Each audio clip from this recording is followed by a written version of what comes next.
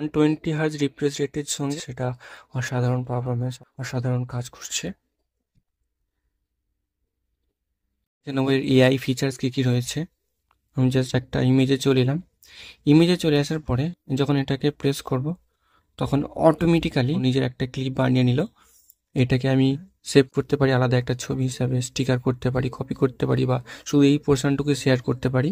তাছাড়া এই যে এডিটিং অপশানে গেলে এখানে সে এআই আলট্রা ক্লিয়ারিটি, এআই দিয়ে এটাকে আলট্রা ক্লিয়ার করে দেবে, যেটা স্যামসাং অলরেডি রয়েছে। তবে এআই ফিচার্সটা সত্যি আমার অসাধারণ লেগেছে, কারণ এর যে আলাদাভাবে একটা ক্লিপকে তুলে নেওয়া, এই ফিচার্সগুলো স্যামসাং অনেক আগে থেকেই রয়েছে।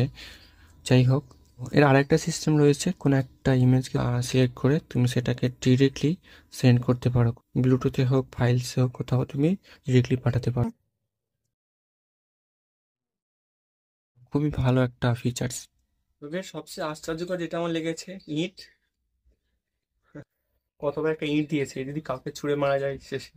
এটাকে থ্রো করতে অনেক শক্তির প্রয়োজন হয়। ও হ্যাঁ, এই ভিডিওটা আপাতত এই পর্যন্ত।